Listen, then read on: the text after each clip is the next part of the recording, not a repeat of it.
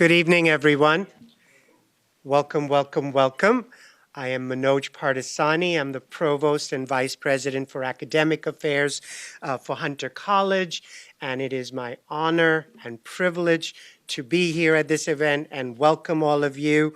I also want to welcome our esteemed panelists today that you will be hearing from. We're very excited and honored that they're all here. Thank you to all of you who are in attendance here and on Zoom.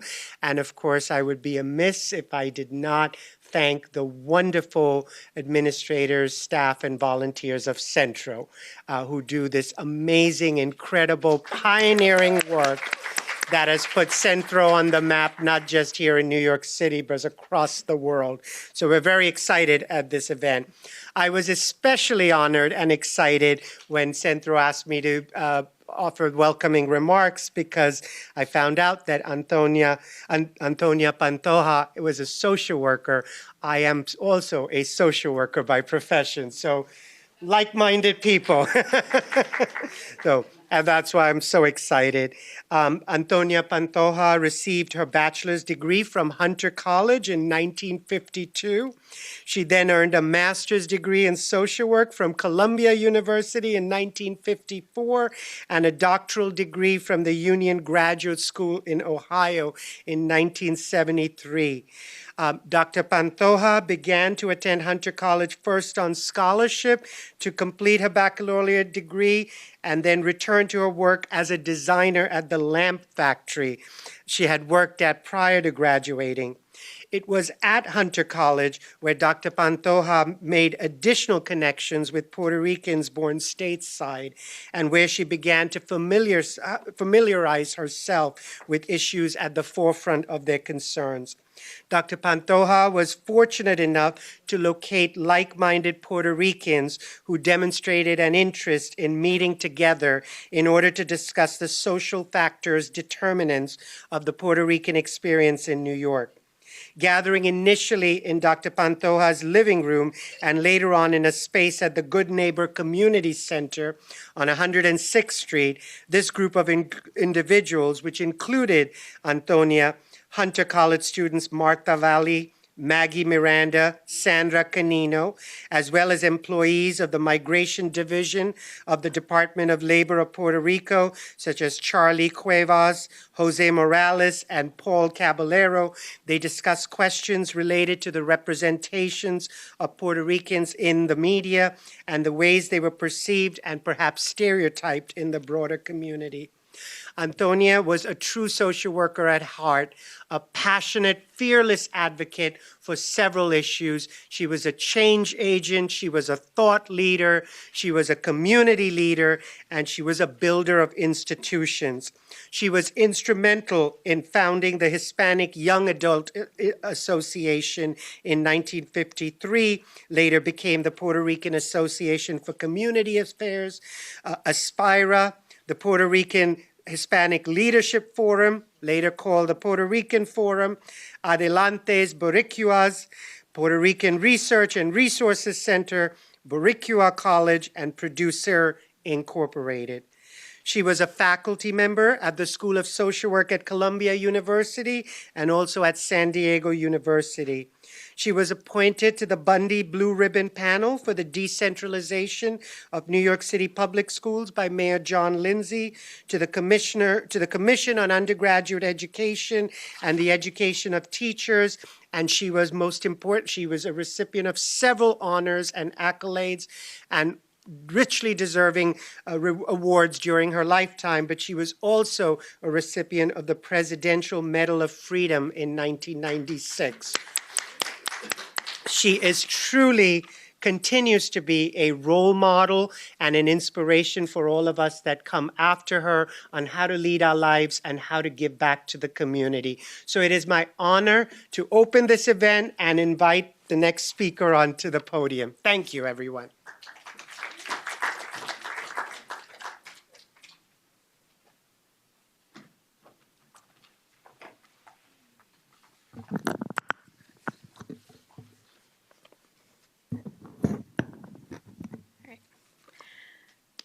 Bienvenidos todos to Silberman School of Social Work at Hunter College. My name is Lindsay Whitworth, the digital archivist at CENTRO, the Center for Puerto Rican Studies, the largest university-based research institute, library, and archive dedicated to the Puerto Rican experience in the United States. As we begin, I'd like to acknowledge the land politically designated as New York City to be the homeland of the Lenape Hoking, who were violently displaced as a result of European settler colonialism over the course of 400 years. Antonia Pantoja is a leader in the community development and a key figure in the founding of several seminal Puerto Rican institutions. Best known for the inception and creation of ASPIRA, Pantoja was dedicated to the self-determination of the Puerto Rican community. Tomorrow would have been her 100th birthday, and CENTRO, in collaboration with ASPIRA of New York, the Hunter College AFPRL Department, BronxNet, the LGBTQ Policy Center at Roosevelt House, and the Antonia Pantoja Centennial Group are excited to be here today to pay tribute to this powerhouse in our collective history. Dr. Antonia Pantoja was born on September 13, 1922, in the Puerta de Tierra section of San Juan, Puerto Rico, and passed away on May 24, 2002, in New York City. She was an educator and activist who is in the forefront of promoting positive images of the Puerto Rican community by increasing educational opportunities on the Puerto Rican archipelago in New York City and beyond. Dr. Pantoja was instrumental in the founding of numerous organizations throughout her life, but was perhaps best known for founding ASPIRA in 1961, which is a nonprofit organization that promotes advancement in education and leadership for Puerto Rican and other Latino youth in New York City, New York State, and other locations in Connecticut, Delaware, Florida, Illinois, Massachusetts, New Jersey, Pennsylvania, and Puerto Rico. In 2002, Dr. Pantoja donated her archives, documenting her prolific life's work, to the CENTRO Archives, where it lives alongside numerous related collections of organizations such as ASPIRA of New York and ASPIRA of Washington, D.C., as well as the collections of numerous collaborators such as Alice Cardona and Evelina Lopez Antonetti. Included in her collection is also her Presidential Medal of Freedom, which we proudly display in our reading room. Awarded by President Bill Clinton to Pantoja in 1996, it is the highest civilian honor in the United States. Additionally, she has been inducted in the Hunter College Hall of Fame and received a Professional Achievement Award from the college, an honorary degree from the University of Puerto Rico, and in 2012 was inducted to the Legacy Walk, an outdoor display that honors the history and contributions of the LGBTQ+ community in Chicago, among countless other accolades. We're joined today by those who knew Pantoja best. Lililian Jimenez, director of the film on Pantoja's life, Antonia Pantoja Presente, her life partner, Dr. Wilhelmina Perry, and Dr. Lourdes Torres, with Central Research Associate Jose Laguarta moderating this conversation on Pantoja's professional and personal life. It is incredibly difficult to encapsulate such a dynamic woman in such a short amount of time. But we hope that by the end of this panel, the subsequent exhibition unveiling, you will understand the evolution of Pantoja's consciousness as a Black and queer Puerto Rican woman and the subsequent contributions of these identities to her professional development. Without further ado, I'd like to turn it over to Central Research Associate Jose Laguarta and our wonderful panelists. Okay, thank you, Lindsay. Thank you, everybody, for being here. And I want to thank all of my colleagues at Centro for this wonderful opportunity to really get to know at a much deeper level this truly towering, right, giant figure, not just for the Puerto Rican community, but for the history of New York City, I mean, for Puerto Rico in general, right, and really for the world, and the opportunity to work with these three amazing women who are up here on the stage with me tonight. I know we've had some very interesting conversations already over email, so I know that the discussion tonight should really be interesting. So without further ado, then, good evening to the three of you, and thank you for being here with us. I want to begin by talking a little bit about Dr. Pantoja as a leader, right? And as a visionary, as we know, that's sort of the subtitle of her memoir, her autobiography. What did leadership mean to her? How did she develop her leadership throughout her career? What about her work makes her a visionary? I know you all shared some really interesting stories that would be great for the audience to get to know a little bit more about. So, whoever wants. Audience, can you introduce everybody? With me on the stage are, I apologize, Lililian Jimenez, Dr. Wilhelmina Perry, and Dr. Lourdes Torres. And you are. I'm Jose Laguarta. I'm one of the research associates here at Centro. Nice to meet you all. So whoever wants to take the question She's our first. co-moderator. Yeah, thank you for that. I should say that Antonia Pantoja, two things about her early period that I think really did influence her as a leader. She was a servant leader, and she really inculcated that in the ASPIRA students, which was, service to community. But Tony was born an illegitimate child in Puerto de Tierra, Barrio Obrero, and she was born with the caul over her face. And so for folks who come from the South, when somebody's born with the caul, you know that they have second sight. And so she would always say that she was born with the caul. And the caul is really that the amniotic sac is intact. And the comadrona, the midwife, had to break it open or else she would die. So she was always told that she was a special child. Because of that. And I think she didn't necessarily have second sight in the way that we think about it as somebody who's sort of psychic and can see things when they look at people. But she did have this ability to look at these young people and be able to see them, not for who they were in that moment, but who they could be. And that she could communicate that to them and inspire them to actually be those people. The other thing was that her grandmother always used to say, Toñita, ven aquí. And she would come over, right? And she would say, show them your hands. Show them your hands. And her grandmother would say to her, Toñita has a special destiny. And so, in the film she says, and I began to believe that she had this special destiny. So I think she had this ability to look beyond what was happening in the moment and to see what could actually happen, what could be. Not just with people, but when she was in San Diego, Mina said to her, "What we're going to buy this place and this place that is like crud and horrible." And she said, "You have to have imagination. You have to have vision."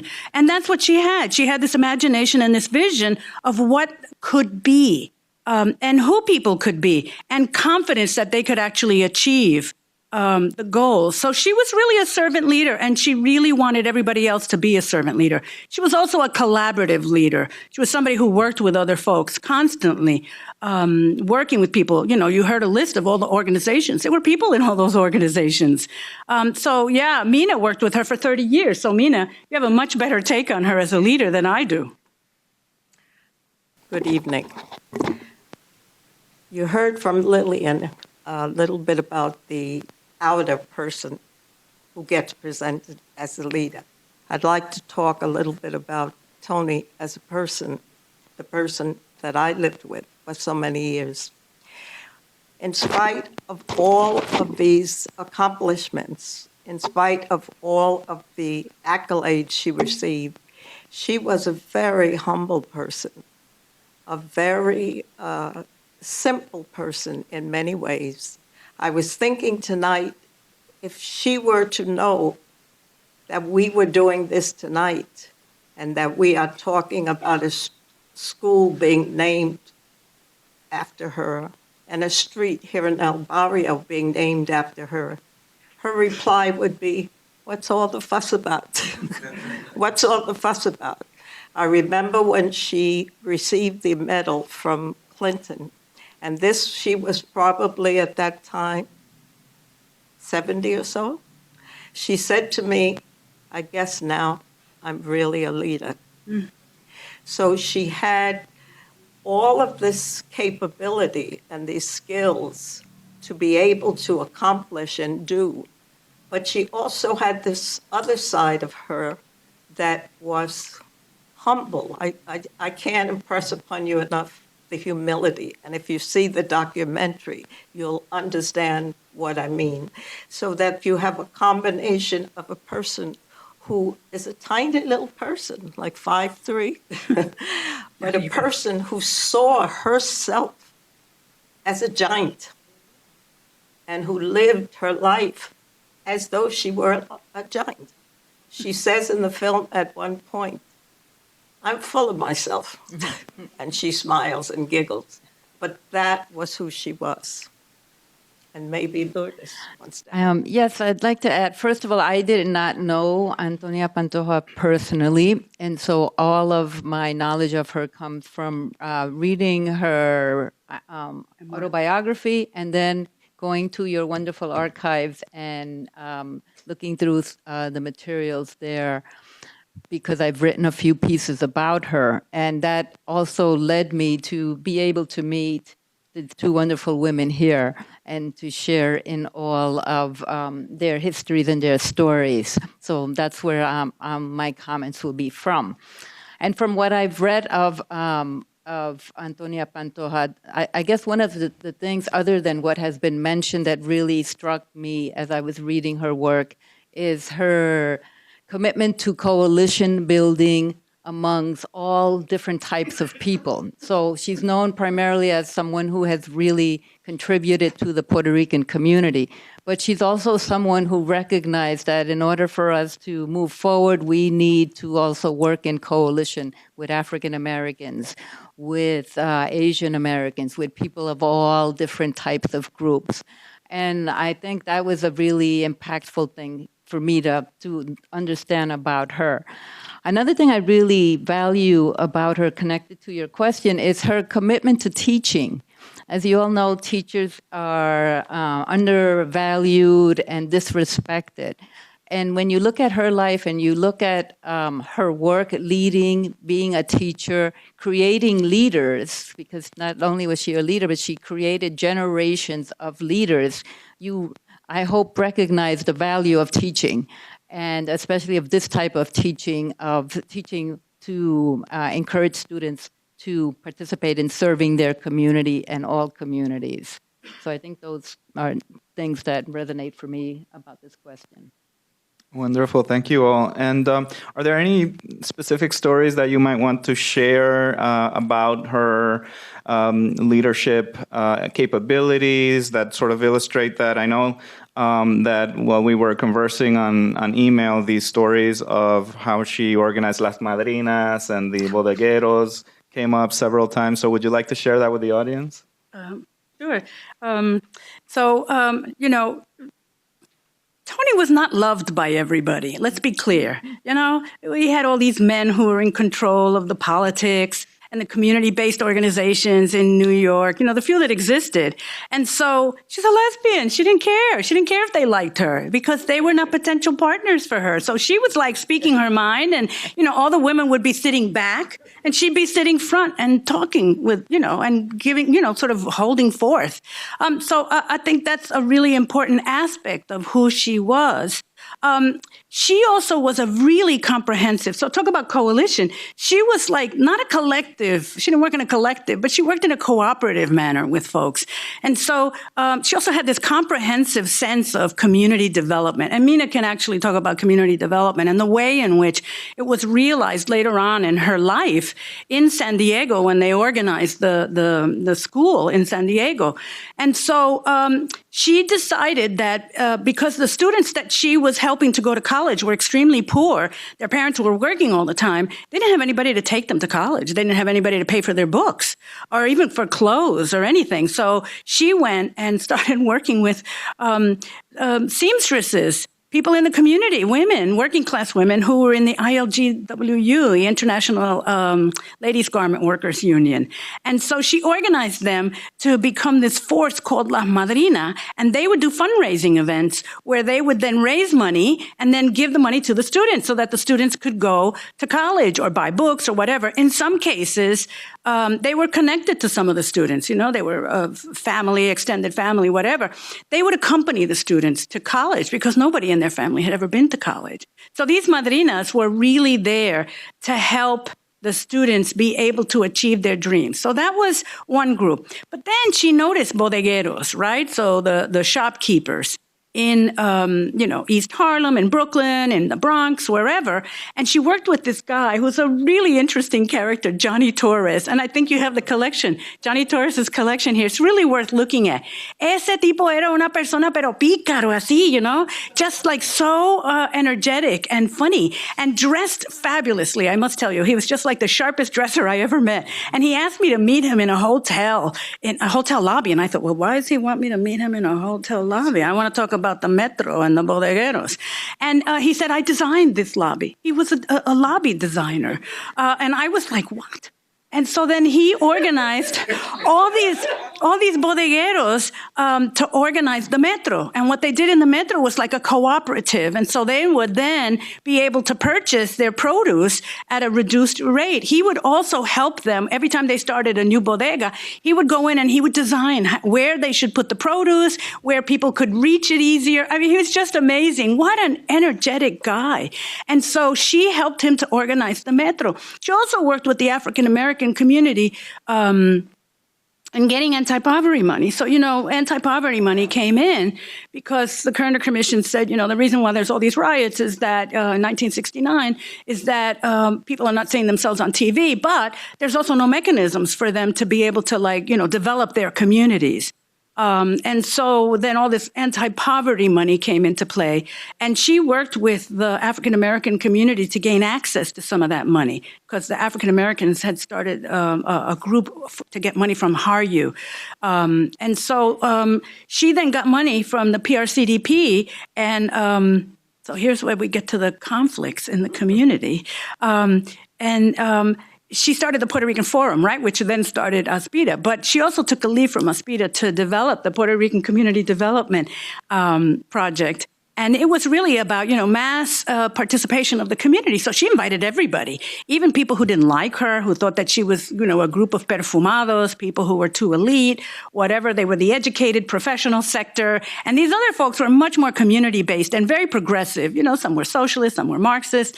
And so, they had some issues with these, college intellectuals or professionals, los perfumados, as they called them. And so, she's coming out of these meetings and she's a little confused because you had to invite everybody to the meetings.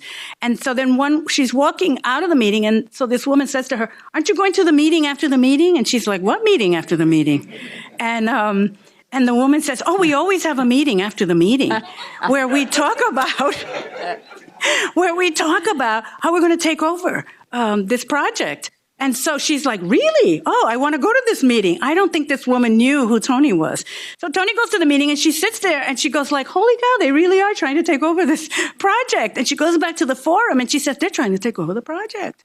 And so then the forum decided that they were going to let them take over the project. So Gilberto Gerena Valentin, Evelina Antonetti, Jose Morales, a couple of other folks, Manny Diaz, people who were progressives, who were doing community-based organizing, they took over the project and they ran with the money for PRCDP. So Bronx Parents United, which was Evelina's organization, comes out of the PRCDP, but it came out of that tension that was existing with people, had different strategies and different even ideologies and different styles in doing the work. Like Tony was like, I'm not going to fight with these people to keep this money. I'm going to keep going, and doing the things that I do because those are as important. So, Yeah, those are the anecdotes. She was just an extremely comprehensive person. When I first met her, so this is really funny. When I first met her, my friend introduced me to her, and she said, "Oh, you have to meet this woman," on. And I'm like, "Oh, okay, yeah, sure, okay." So I call up, and she says, "Send me your resume." And I'm like, "I want to be your friend. Why do I have to send you my resume?" And she said, "I want to know about you." And I'm like, you could meet me and know about me. And I thought, oh, she's really formal. She's kind of old school, you know? And so I thought, okay, fine, I'll send you my fax me your resume. Okay, I'll fax you my resume. You know, it absolutely changed my life. She became my mentor, and I understood why it was. She asked me to participate in the process of creating the book and then being able to do the oral histories, and then ultimately doing 17 hours of her oral history and creating the film. I'm going to tell you a funny. Every time I'm on a panel with Lillian, I say to myself, this woman knows more about the partner that I lived with for 30 years. I don't need to be here. Well, oh, yes, you do. at least I know the last half of her life. When Toni left New York City, many people felt that they had run her out because of this conflict that had taken place. And that was a victory for the men, I guess, and some of the women in the community. But actually, when she came to San Diego, she was sick. Her asthma had become so bad, the doctor had said to her, if you don't leave New York, you're going to die. So San Diego was one of the places that he gave her an option to come to. So she came to San Diego. I was teaching in San Diego State University School of Social Work, and if you can believe it, she came and I was to be her mentor. To show you what a good mentor I was, she got tenure in 4 years, early tenure, and she also became the head of the undergraduate program in social work. But we were teaching in the School of Social Work, and we are two of the many social workers who found themselves in the concentration of organizing and policy. And even to this day, we're probably 4%, 6% of the profession. So we were always outsiders in our own profession. And when we were teaching in San Diego, what we understood is that the students who wanted to do community, who were interested in the life of the people on the ground, they were considered radical, crazy. Just they didn't belong in social work. So we decided that what we needed to do was to embrace these young people. And we began to work with them on the weekends. And finally, it came to be the Graduate School for Community Development. And we've ran the school for 13 years. And here is where I think the holistic idea that Toni had for working became a reality. The school did community art programs. We had an art gallery. We had theater. We had exhibitions. We did economic development. We trained young people how to develop their own small businesses. We also taught research. We taught political economic theory. So it became the development of a total model, actually what she was trying to do here in New York. But it's very difficult to do it in New York because programs are so separated and funding is so separated. But here we could do this. And we did it around the United States. We did it with community leaders throughout the United States and also in Puerto Rico. We started out, how arrogant we are, as a degree-granting institution. We would offer the master's and the PhD. We got from the state of California the approval and the license to offer the program. And we were one of the first programs. Now you see community development all over. We were one of the first programs in the nation to develop a program a curriculum in community development. When the people came from the state, they were like, well, what are these people talking about? What are they trying to do here? And here we are, this Black and Puerto Rican woman, right? But when they left, they were so amazed at what we were trying to do. They gave us approval immediately. We did that for 13 years, and it allowed both of us, because I was saying earlier, I'm an Afro-American kid who grew up in Harlem. But I came from parents who were union leaders and community activists. And imagine how wonderful for me, I meet this woman who's got the same sensibilities about social work, about working in community. And to top it all off, what an exciting personality. And I'm just going to give a little personal thing. When we began to work together, I was a professional. I had my own reputation in the Black community in San Diego. But when we began to work together, I said to myself, my nickname is Mina. Mina, you better get yourself together. This woman is going to run all over you. So those of you who know her know that was a possibility. So it really, I grew, she grew, and I think we were able to grow together and accomplish a lot. When I think about her story, one of the things that really stands out to me is what Mina and Antonia did when they retired and left San Diego and went to Puerto Rico. They actually ended up in a little town by El Yunque called Cubuy, where my mother is from. And so when I read it in the book, I'd never seen Cubuy mentioned anywhere. I was like really impressed. But they went there to retire, but they're such leaders that they were asked by the local government, the people in government, to help them develop the community. And so because of the cooperation and the leadership of Mina and Antonia, they developed community opportunities. They developed a cooperative farm. A co-op. They really did help this community organize itself and created all these new institutions in Puerto Rico, in this little town by El Yunque. And I think that's amazing. That's after they retired. So I say in the film, if you know anything about Tony, coming here to retire was not gonna happen. Thank you all. It's also inspiring that, as we old people start thinking that we don't have much value, but sometimes, the gifts continue to come forth and the leadership continues to come forth, and we need to be respected as we age.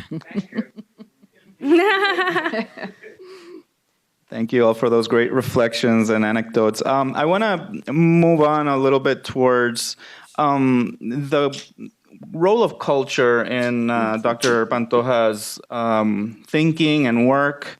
Dr. Perry talked a little bit about how the arts were used at the graduate school, but we also know, if we've read the memoirs, that she was very invested in using the values of Puerto Rican culture as she understood them, and a lot of that had to do with her upbringing, I believe, and her family and even her political views. Right, some of the influence, perhaps, of her grandfather, having been a union organizer.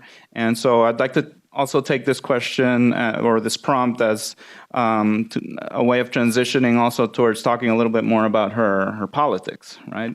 Which Lillian mentioned some of the conflicts that she had at certain points with other members of the community, but there were also, I think, or I felt, learning about her, some tensions in her own identity as a political actor, right? And sometimes you can kind of, when you're reading, you can feel her going in different directions, and as she tries to figure it out. So I would love to hear what you all have to say about that. So, I'll talk a little bit about the importance of her grandmother and grandfather. They really created a stable working class family for her. And, she would always talk about the flowers, the roses that were in the garden just on the side of the entrance to the house. And her grandmother taught her the names of all of the plants, all of the flowers. And so, invariably you would ask her, Mira, Tony, ¿qué es esto? And she would say, eso es una amapola. That's a hibiscus. And blah, blah, blah, blah, blah. And you would be like, all I asked was the name. And she would be able to give you like all this information. But her grandfather was an organizer. And she really, really, really saw the injustices. As a very young child, they threw boiling fat on him, lard on him, boiling fat. And he died because of the injuries sustained from that. And then, they became extremely poor and didn't have the same stability. So I think that shift really marked her. And she talked about it. She talked about the fact that she needed to manage the chaos, that was something that was really important to her. That she did not want to live in a disheveled situation. And so she was going to put order when there was no order. And she was going to come up with a plan, because that was the other part of her genius, I think, is that she always had a plan. She would say, I have a plan. And you would say, oh boy, here we go. What am I going to do now? So I think that when she then decided that she was going to continue her education and do her doctorate, she met up with all these Marxists out in Ohio. And they had a profound impact on her. By then, she had been around the block a few times, so it wasn't like she was, this neophyte. She was already advanced in her thinking around multiculturalism, around racism. She was pretty clear about that. She, by then, identified as a Black Puerto Rican. And I think that whole sort of foray into political economy really changed the way that she thought about things. And she always had this very mixed and contradictory feelings about Puerto Rico, which you talked about as a tension. There was this tension where she loved Puerto Rico, but, she was trapped in the patriarchal traditions of Puerto Rico. And she was not thrilled by that. That's why she left. I mean, she said, I had to get out there. It was suffocating. And in the film, I put this thing that says life, because she was really trying to search out a whole other life. And it wasn't just about the economics or the political or the cultural. It was also about her sexual orientation. And she was just beginning to come to terms, because she said at one point to me, I had this best friend and we traveled to New York and I think I was in love with her. And I was like, what? She said, I think I was in love with her, but I didn't know what to do. So she comes to New York and she really finds herself. She is really becoming a Marxist. She's really becoming a socialist. I did not deal with any of this in the film, which is, a regret of mine. But I couldn't deal with everything she did because it was just too much. But she was really an advocate for the independence of Puerto Rico towards the end of her life, and participated in some of the tribunals that were held by the independence leaders in Puerto Rico, where they talked about getting the Navy out of Vieques, because the Navy was using Vieques, an island off of Puerto Rico, to do bombardment. And they were using uranium-tipped shells to do that. And so, Vieques has one of the highest cancer rates in the world. We're not talking in the United States, in the world, because of all that uranium. I can't talk about Vieques because I get very emotional. I went there for the first time, and all I could do was cry because everybody I met had cancer. It was just extraordinary. And there were potholes everywhere. So it's absolutely the forgotten island. But she was an advocate for the independence of Puerto Rico, and she even quibbled about the Medal of Freedom. Mina can talk more about that. But she said to me, I don't know if I should be accepting this from this country that has colonized my country, I don't know if I should do this, and she really back and forth about it. And then she said, you know what? I've done all these things. I deserve this. And I'm so happy that she changed her mind, because it's made all the difference in the world for people to know that this woman from this working class background, Black Puerto Rican, queer woman, got this medal and that's the way it was situated in the film. She's a lesbian. It comes out in the film. She's a lesbian. And then she gets the Medal of Freedom. So she got the Medal of Freedom for being a lesbian. Well, a couple of things. Let me say something about the receipt of the medal. What made that all right for her, when you walk into the hall where the medal is given, you're given a soldier or an escort, and the person. oh, when you walk into the hall to receive the medal, you're given an escort, and the person is in the service. Well, they gave her the cutest little black soldier who was just about the size as she was. So she was just delighted. It made the whole acceptance wonderful. I can't speak, I'm going to talk a little bit about her political perspective. I can't speak about her political ideas while she was here in New York. I didn't know her then. And I have heard the stories that she wasn't political, or she was a social worker and she wasn't political. But when I met her, she was identifying as a socialist. She would go from socialist to Marxist, same way I did. But we always, throughout all the work we did, we would have periods of reflection, and we would ask ourselves, are we being true socialists? Are we living up to what it meant to be a socialist?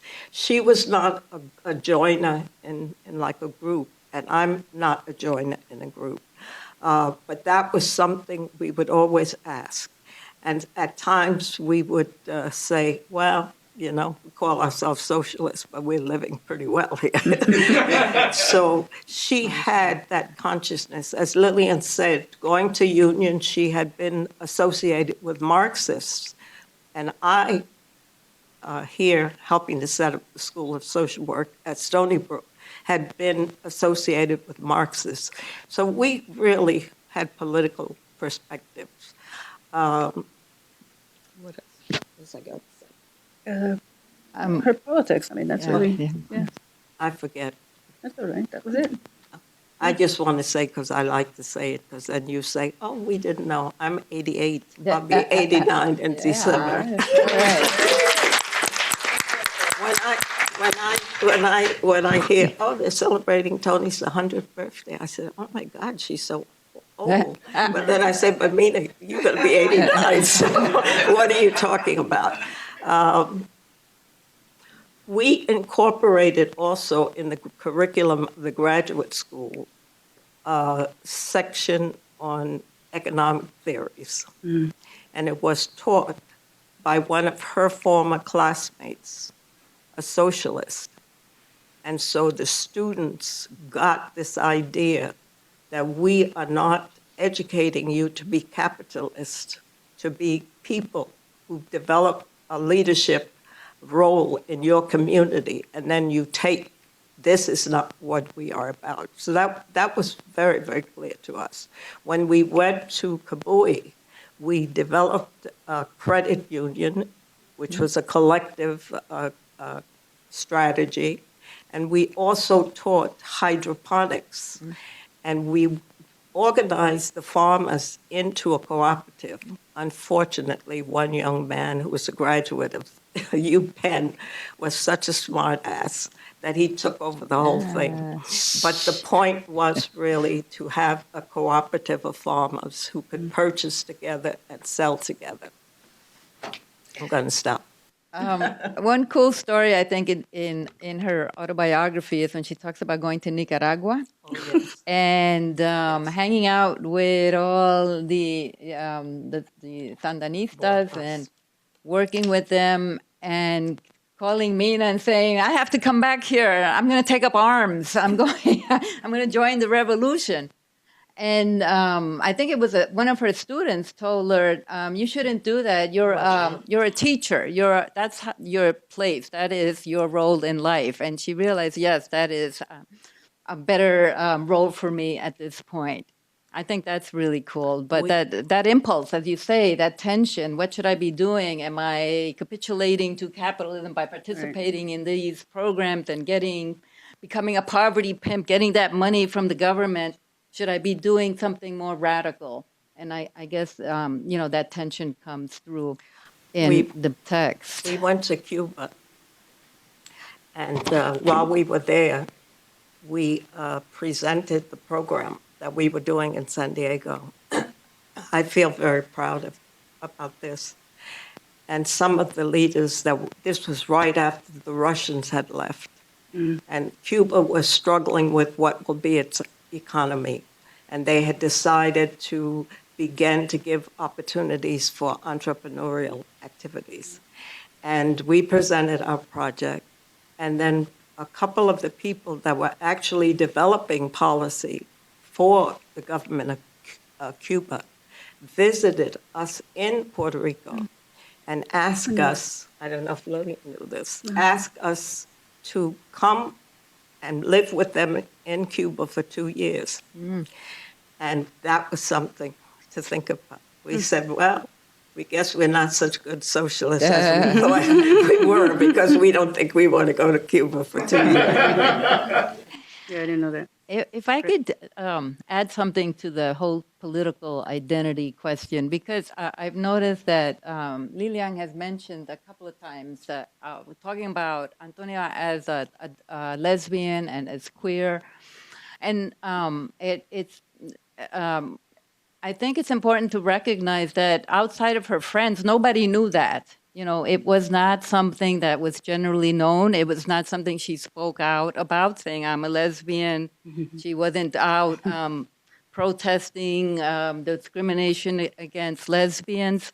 So I think it was an open secret. Like, people who were her friends knew about it, but the rest of us who didn't know her did not know about it.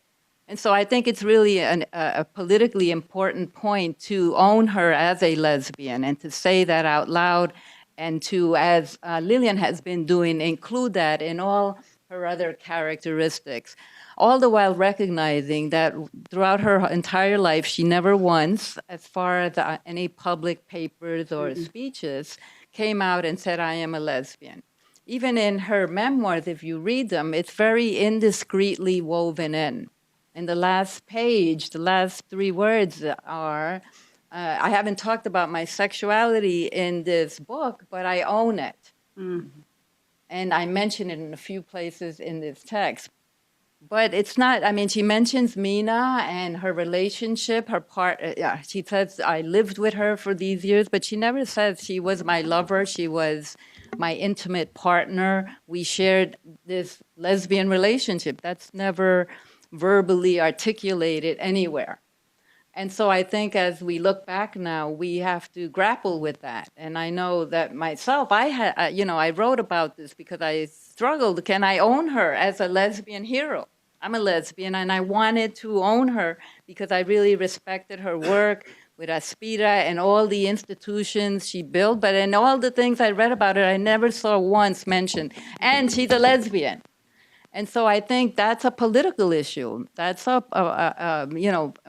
verbally identifying her in such a way is something that she did not do throughout her life, but that we can do now because of her partner and because she's owned it and been very verbal about it, and because she indirectly talks about it in her own autobiography. And Mina often talks about how if she had lived longer, she would have been, leading one of the gay pride marches. It just wasn't part of her context to do that. So I think that's interesting. I don't know if you want to say anything. Yes, exactly. Baldwin didn't really. Yep. Rustin. Yeah. Yep. Yeah. Absolutely. I was attacked, actually, after she died. The obituary in the New York Times identified me as her partner. Yeah. And I did, some members of the Puerto Rican community actually wrote negatively, and I was the brunt of that. And I just took the position. She was who she was. She did not claim that. I am an open lesbian. We had a ceremony before she died. And I will say to you, no, she did not identify as a lesbian or as an activist in the gay community. And that, what can I say to you? And then people kind of pushed back and were a little calm about it. But people were not all feeling happy about it. Some people were very angry about it, that she had not come out. And some people were angry that we put in that she was a lesbian in the film. So there was a lot of grief about that. Why did you have to put that in there? That had nothing to do with her. And I thought, what do you mean it had nothing to do with her? That's who she is. Yeah, you can't separate that out. So I do want to say one thing. I showed a rough cut, right? I hadn't dealt with it. And I had conversations with her. I said, Tony, I'm going to have to deal with your sexuality. What do you think? Blah, blah, blah. And she said, you'll make the film that you think you need to, you'll make the film that you think you need to make. Okay, fine. So, I'm still being a little bit of a coward because I know it's not going to be received well, right? So I show this rough cut, and this little girl, I swear to God, she looked like she was 10 years old, right? Oh my God. And Nancy Trujillo, I always say her name because she was so spectacular. So she's like 10, 2 feet tall. And she gets up and she goes, oh, was that her daughter in the film? And I'm like, no, that was not her daughter. Oh, was she married? And I'm like, no, she wasn't married. And I'm like, uh-oh, here it comes. And she goes, was she a lesbian? And, everybody in the room just sort of looks at her and I go, yes. She was a lesbian, and she puts her hands, I always say this, she puts her hands on her hips, and she said, well, you're not being fair to her. And I was like, what? What? And she said, you're not being fair to her. You're not saying who she is. And I thought, I think I'm going to die here. I think I'm going to die. And I thought, you're right, I am. And so, okay, I'm going to deal with it. And then all these kids came up to me at the very end, and I said, I don't care, hell or high water. I called Mina and said, Mina, we're going to deal with this because the children are demanding it of us. We're going to do it. And we did it. We did it in the most respectful and appropriate way that we could do it, which was Mina then said she was a lesbian. She was my partner. So Tony had said to me that she wanted, I kept saying, what was the most important thing you ever did? And she said, I'm going to get emotional. And she said, I said, ASPIRA has always been what you have said, that is the most important thing that you've ever done. And she said, no, I want to write a book. I want to write the most important book. And I said, what's that? She said, my life with Mina. And she said, that's the most important thing I've ever done. Yeah. Now I'm going to cry. Yeah. And she wanted to work with the young people in ASPIRA who were LGBTQ. Yes. But then she got sick, and so she couldn't do it. So I think she was really ready to be out and about and working with young people because she said nobody's taking care of them. Nobody. She knew how bad it was. And remember, she was an educator. She started working in 1961 at ASPIRA. And this was a time when, there was no such thing as gay liberation, gay rights, gay marriage, nothing. It was all homophobia. Like, you are despised. You are absolutely, a monster. And you're working with children? I mean, even today they're saying you're inculcating them with drag shows. Give me a break, for God's sakes. So, it was bad. The thing that Lillian does say in the film, and several people, at least one person is interviewed, the whole network of young Puerto Rican people were gay. Yep. But not out. Yeah. Not out. And it's interesting, we showed the film, I live in Chicago, and we showed Lillian's wonderful film as part of the centennial at where I work at, DePaul University. And so we invited ASPIRA students from across the ASPIRA schools in Chicago, and we had a big class of 4th graders who came to our event at the university and watched the film. And when it was over, they wanted to know about her relationship with Mina. And we had a great discussion about LGBTQ issues and why she wasn't out at the time and how important it was to recognize that. And these were 4th graders who were bringing this up. So I think that's pretty cool. Absolutely, and all of this is so crucial. If only we had had her for a few more years to really develop this work with LGBTQIA plus youth in the Puerto Rican community and beyond. I'm wondering how we're doing on time. Should we open it up to Q&A, or is there time for one more question? No. Let's do one more. Okay, so I was hoping that maybe we could talk a little bit more about sort of her relationship with Puerto Rico, her experiences, the times that she sort of attempted to return there, the moment when she finally comes to terms with identifying as a New Yorican, right? All of these are moments in her life and in the memoirs where really... And I think there are many other moments for me where you can sort of see her growing as a person as you read and sort of learning and saying that she's learning in that moment. So could we talk a little bit about those experiences and that relationship with Puerto Rico? Both of the times that, right? Because there were two times where she attempted to sort of move back, and how they shaped her outlook, how they shaped the work that she did, and so on. She had this love-hate relationship with Puerto Rico. And she felt that all of the things that she had done in the States, that there they didn't recognize it. And I would say to her, that's not true, Tony, because if we would go downtown to an office for business or something, a whole office would come out, Dr. Pantoja is here. So I would say to her, what are you talking about? So I think inside herself was the feeling of not being part of the class. She went to Central High School. Those of you from Puerto Rico know Central High School. She was always the poor kid there. She was always the black kid there. She could never go to the dances and the parties. So I think she carried within herself this feeling of not being quite worthy or acceptable. I think it was in her head, a lot of it. But she also contributed to some of the things. And I remember they invited her to write a paper. Or Luis Nieves. No, Muñoz. Yes. Muñoz that's Rivera. right. Yeah. They invited her to write a paper. And this is a big thing because this is the former governor of Puerto Rico. Well, I guess they expected her to write a praise paper. Well, she wrote about the racism in Puerto Rico, the classism, the narrowness, and it hit the newspaper. So much so that Melo came out and said, well, I think Dr. Pantoja is a little hard on us. So she also contributed to what I do not think was a big deal. But when the book came out, they knew that she had gotten the presidential medal, and they did publicize it. It was in all the newspapers. But when the book came out, the thing that hit the newspapers over there was she called herself a New Yorican. She called herself a New Yorican. That's a bad thing. But that was like a rejection of the island. So, it was like two things going on, she and them. Yeah, I think that, the patriarchy.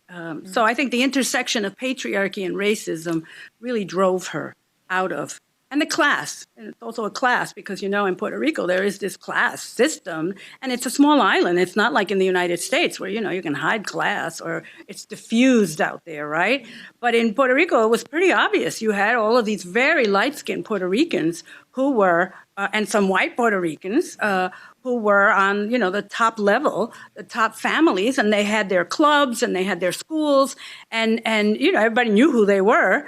And she was not a part of that, as Mina says, she was not. And, she would be known as a grifa. I mean, we have all of these terms that we use in Puerto Rico to designate different physiognomies. And so she would say, no, a mí me llaman una grifa, which is not, it's a pejorative. It's not a lovely term. And so, it's a light-skinned person who has African features and kinky hair. And so I think that it was that combination where she was not, and she said this to me, so this is what I believe, is that she said when she tried to find work as a consultant, the first time she went to Puerto Rico, they wouldn't even let her in the office. I mean, they just ignored her. She couldn't find work anywhere. And that's why she opened the bed and breakfast, her and her partner at the time. The first time she went, she opened the bed and breakfast, and then everybody from New York used to go to the bed and breakfast and hang out in Old San Juan with Tony. And then, when she went the second time, she had a plan. She was going there to do, to retire. But the minute that she was asked to do something, she already had a plan in place because she had worked with Mina at San Diego, where they had created this incubator. And it was an incubator not just in terms of economic development, but of art and culture. So she had a theater group in there. She had a museum in there. And she tried to work with the Chicanos out in San Diego as well, which didn't fare so well because... We went back with our own money. And what? We went back with our own money. And they went back with their own money. We didn't need jobs. Okay, I think we're all about out of time for the panel part of the discussion. So I would like to open it up to our lovely audience. How do we do this? Just people. Oh, if you could come up to one of the mics, please. Oh, there's a mic. Oh, Thank you for coming because it is hot in here. It is. It is very hot.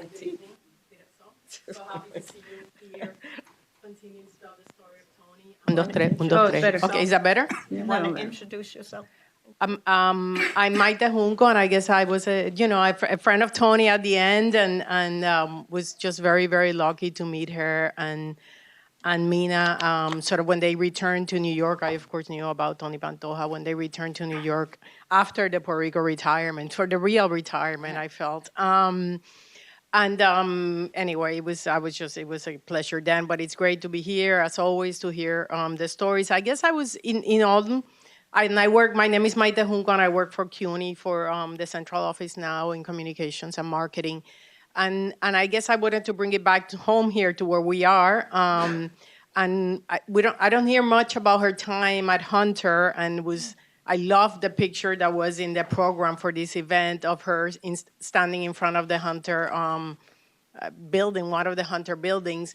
And so, and then saw something today, right, about her papers or something. And I was a little bit late, so maybe that was not her papers, but a little, I thought it was about some exhibit or something, but sort of wanted to see if we could connect her a little bit more to where we're here today and to Centro and to her time at Hunter. Yeah. So there were not a lot of Puerto Ricans at Hunter when she went to Hunter in the 50s. And so they all sort of found themselves together, Maggie Miranda, Luis Nunez, and a couple of other folks. And that's actually the birth of the Hispanic Young Adults Association, because they were talking about, the realities of the community. And remember, in the 1950s, Puerto Ricans were seen as the Puerto Rican problem. We were not seen as like, oh, these wonderful people who are coming over, who are bilingual, or who enrich our culture so much and, have salsa. None of that was happening. So we were the Puerto Rican problem, except when the United States needed people to, pick the produce in the farms. And then they would do these recruitment campaigns to bring people over. So, she found all of these people. They talked amongst themselves about, remember, she had a bohemian life before she came to Hunter. And that bohemian life really opened her up to new ideas and a very different perspective, much more open than she had been, because she was still, a little bit traditional. So when she met these young people, she organized them to start painting a homeless shelter. It wasn't even called a homeless shelter. It was called a place for bums. I mean, that's the way the language was. And so they painted this place. And then she said, well, I think we have to do something that's a little bit more meaningful than painting this place. And so then they started to talk about, how do we create leaders in the Puerto Rican community, because we don't have very many. And while there were leaders, they weren't as prominent as they can be seen today. So, she really started at Hunter College, and she saw the discrepancies in the way that the students were treated. So, she already had the experience in Puerto Rico. She already had the experience in the factories that she worked at. And then she went to Hunter. She was older than most of them.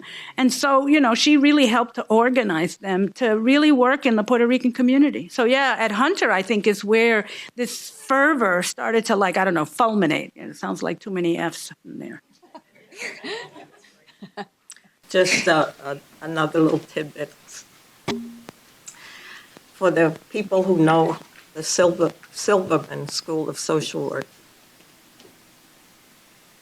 he was a friend of Tony's, and he was one of the first funders for ASPIRA.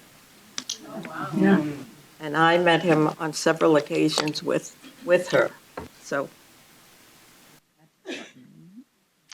Good evening, everyone. My name is Carmen Cruz, and I'm the founder of the Silent Procession, NYC for Puerto Rico.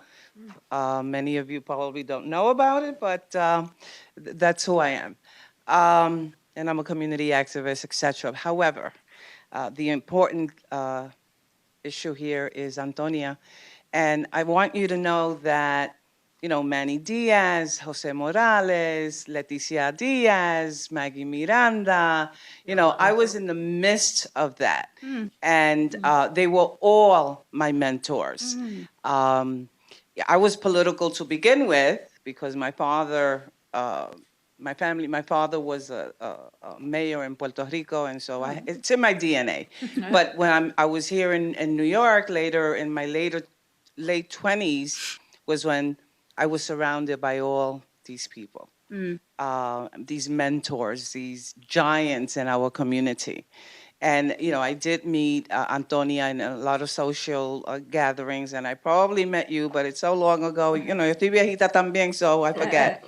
But my question is, I know that, I believe that it was when you and Antonia retired in Puerto Rico, she started a program where young people from New York, that families wanted them to learn the language more comprehensively, and also to learn about their culture and heritage. And I believe that the program that Antonia and you set up, and I forget the name of it, but I remember it because it's a long time ago, you will place these young people in homes, and they were able to live with families and get to learn. It was a whole cultural type of exchange, I guess, for lack of a better word. And I want to know what happened with that, because I thought that the whole concept of it was so brilliant. And then it just kind of dissolved.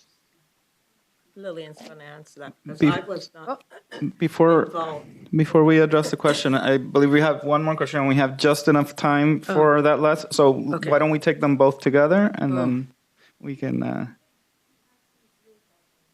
Oh, there are Zoom questions as well. Oh, Jesus. Okay, so let's get the second question. Sure. Okay, so first I want to say Wait, thank she you. wants an answer. Yeah. They want to do them both. Feel free if you want to give the answer first, or if you want. No, go ahead. We'll do it. It's fine. Sure. They're similar in essence. So at first I want to say thank you to the wonderful panel. It's so heartwarming to see such a venerable tribute. Let's see. I find her work, Tony's work, to be so inspirational in so many ways, and that she persevered, and that she was so much a strong advocate for the Puerto Rican community. The question that I have is, how did she actually set about helping the Puerto Rican community? That's the question. Thank you. Wow. So very fast, because we don't have a lot of time. So in terms of the cultural exchange, which is now continued in some ways by Comité Noviembre, you know, when Tony started ASPIRA, she used to have Puerto Rican history classes. She had art in, and I met one of the artists who actually was teaching the young people art. So it was always there, you know, the art and the culture. The cultural part I want to just say is that, you know, her family instilled in her, her grandmother and grandfather instilled in her these working class ethics and values. And she institutionalized them into the organizations that she organized. And they're the same values that I grew up with. Honesty, perseverance, you're ethical, you try to be respectful, you do hard work, you do the best that you can. My father always used to say, which Tony used to say in a different way, you know, you could clean toilets, but you're going to be the best toilet cleaner there is. And I would say like, okay, all right, if you say so. So ASPIRA actually did bring students for many years to Puerto Rico. And she actually, you know, had these sessions where the different political parties would make presentations to the students. And so some of the students got very politicized through those experiences. I'm not sure if ASPIRA continues to do that, but I know that Comité Noviembre has done that. How she started to help the Puerto Rican community, there was an 85%, I want to say this twice, there was an 85%, because I get so pissed off, 85% dropout rate of Puerto Ricans in New York. Yes. And that's a figure she always said. The other thing is there were classes for retarded mental development, and Puerto Ricans who did not speak English were put in those classes because they couldn't speak English. And that really did damage an enormous number of children. I found one guy who won a Pulitzer for photography from the New York Times, and he had been in those CRMD classes all throughout elementary, middle, and high school. And I said to him, how did it have an impact on you? And he said, I'm still doubting myself. He said, look, I've accomplished all of this, but there are moments when I doubt myself. So she saw the damage that was being done. And in the film, she says, you know, when you want to segregate them, which was the CRMD classes, it's okay. When we want them to be empowered, and that's why we bring them together, you say that that's discrimination, that we're segregating them. And so she was pretty clear, you know, she would see what was going on in the community. And there was a break there. When she was in her bohemian period, she worked in this place on 110th Street, which I can't remember the name now. She worked at this place on 110th Street, and there she was like faced with all this Puerto Rican community that had all these issues, and nobody, well, virtually nobody, was doing anything about it. So she said in her head, I'm going to get the people that I'm working with, which was her little higher people, we're going to start to work on this. And that's how she started to organize the young people, because she said, we need leaders. And, you know, they're going to go to college, and in 4 years, they're going to be leaders. And that's actually the case. So she really did get to know the Puerto Rican community and really did create mechanisms for the Puerto Rican community to help itself. There were people, I have to say this to be fair, there were people who were already doing that. Gilberto Gerena Valentin, who was a labor organizer, Evelina Antonetti, other people, Manny Diaz, they used to go out to the airport and they would have these tables set up, and people would come and they would say, where are you from? And they would say, oh, I'm from Cabo Rojo. And they would say, oh, the people from Cabo Rojo live here. Here, get this name and number, contact them. They're going to find you an apartment, and they're going to help you find a job. And that's what they did. They formed El Congreso del Pueblo, which was all of those hometown clubs. I don't know, maybe the older folks remember the hometown clubs. And then they formed this group. Okay, fine. I feel so blessed. I feel so blessed that they were, that I was in the midst of all of them. All of them, they were all my mentors. Good. Yes. I just want to correct, I was not involved in that planning you spoke of. That was ASPIRA. Yeah, that was ASPIRA. Yeah. Okay. Thank you so much. Thank you. Thank you. Thank you. Thank you. Cristal, before, I wonder if we have time for one more question from the audience, because this gentleman has been wanting to say something for a while now. Luis. Sorry. I'm honored to be here as a former, not aspirante student, but worker in ASPIRA. And today on the Board of Regents for the state of New York. Yes. I say that because ASPIRA was about leadership development, and I wonder in that part of the work what Tony, Dr. Pantoja did to work more closely with people like Cesar Chavez and others in the other Latin American communities to develop leadership and to develop a coalition building. When she did Universidad Boricua, when she developed Universidad Boricua, now Boricua College, that was her doctoral dissertation project. In the planning of that, while she was a student at Union, there were a number of people from different communities, Black, Chicano, Native American, and together they were all building alternative educational, community-based schools of higher education in their communities. So she was influenced by all of that, and she also influenced them. Yeah. Can I give two shout-outs? I want to give two shout-outs. I'm sorry. I talk too much. Maite Juncos was very humble, and she didn't say that she was one of the volunteers that helped to create the mural of Antonia Pantoja on 116th Street between 1st and 2nd Avenue. The second thing is that Nidia Edgecombe is here, and she is the person who compelled me to create the Antonia Pantoja Centennial. So I want to give props to her. And she was the person who organized the Evelina Antonetti Centennial of 100 years. And so, and ASPIRA was an active member and is an active member of the Centennial. Yeah, that's it. I have a couple questions from the. Espera, ¿está prendido? Sí. I have a couple questions from the Zoom audience. They've been really engaged and have been really excited with the conversation. One of them is touching a little bit on what was just mentioned. And she is curious to hear about intra-Latinx connections with Cubans, Hispanics, and other Latinx diaspora people. How did Dr. Pantoja write or think about building these coalitions? And was she connected to a Latina lesbian community in New York? Additionally, somebody is asking also about how she would feel about the increase of migrants coming into the United States, particularly to New York, and how they're currently being treated. Thank you. You want to take Relationship and the lesbian. I don't think she had any. Yes, she as far she was not involved in any public way with any lesbian group during her lifetime. So, yeah. Oh, the asylum, Yeah, the that's migrant. the next So, you know, question. Tony was an advocate for human rights, and Tony was a lifelong learner. And so, you know, whenever she saw an injustice, she would say, no, no, no, we have to do something about that. I mean, that was really her sort of mantra. We have to do something about that. So I'm sure that she would have been absolutely opposed to the treatment of not just the asylum folks, but to all of the immigrants that are coming in, whether they're documented or undocumented, because we're facing a wave of xenophobia like we haven't seen in, you know, since the beginning of this country. I think when, you know, the immigrants started to really come in, and Italians weren't white and Irish weren't white. You know, so I think it's really important. And she was really, you know, against racism and faced it in Puerto Rico. And I want to say this because I think it's really important for us to acknowledge that for those of us who are light-skinned and have white skin privilege, we have to open up the doors for folks who don't have those privileges. And we have to let white folks know that they have privileges and that they have to become allies. That's all. Yeah.